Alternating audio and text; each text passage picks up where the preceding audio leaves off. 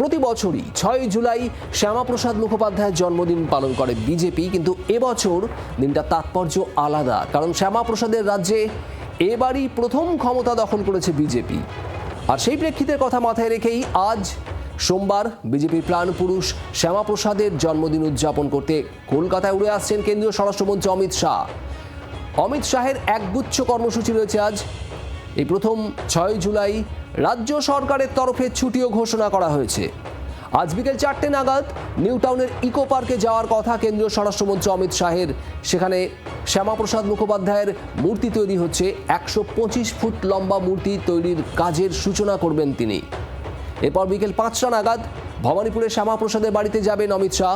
সেখান থেকে শাহের যাওয়ার কথা বিশ্ব বাংলা মেলা প্রাঙ্গণে। সেখানেও শ্যামাপ্রসাদ মুখোপাধ্যায়ের জন্মদিবস উপলক্ষে অনুষ্ঠানে অংশ নেবেন অমিত শাহ।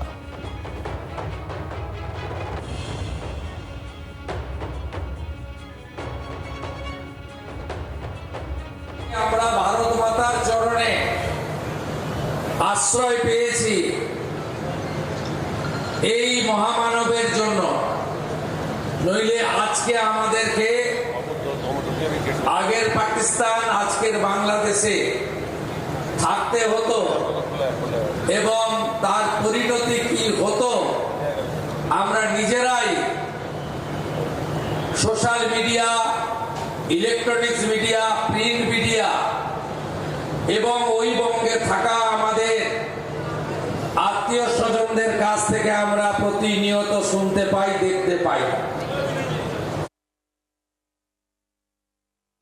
আমরা পশ্চিমবঙ্গের নতুন প্রজন্মকে, আগামী প্রজন্মকে একটা কথাই জানাতে চাই যে 1947-এর 20 জুন এই পশ্চিমবঙ্গকে ভারত মুক্তি যিনি করিয়েছিলেন, পশ্চিমবঙ্গের তৈরির অতীত ইতিহাস বর্তমান প্রজন্ম এবং আগামী প্রজন্মের জানা দরকার। আপনারা বিশ্বাস ভরসা রাখতে পারেন এই সরকার পরিচালিত হবে ডক্টর শ্যামাপ্রসাদ মুখার্জির বিচারধারার উপরে। এই সরকার পরিচালিত হবে, তার কার্যপদ্ধতি হবে ডক্টর শ্যামাপ্রসাদ মুখার্জি স্বামী প্রণবানন্দের স্বপ্ন পূরণের মধ্য দিয়ে। আমরা জানি 34 বছরের কমিউনিস্ট, 15 বছরের তৃণমূল, তারা ডক্টর শ্যামাপ্রসাদ মুখার্জির আত্মত্যাগ অবদানকে ভুলিয়ে রেখেছিল।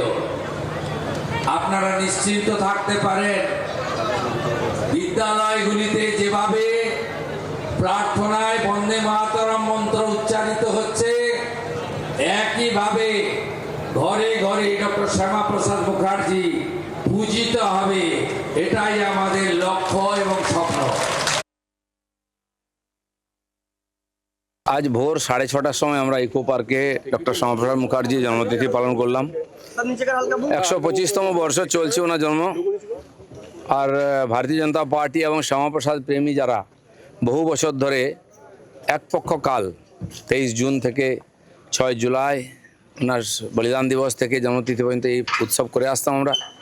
আজ সরকার তাকে স্বীকৃতি দিয়েছে, সরকার সে পালন করছে।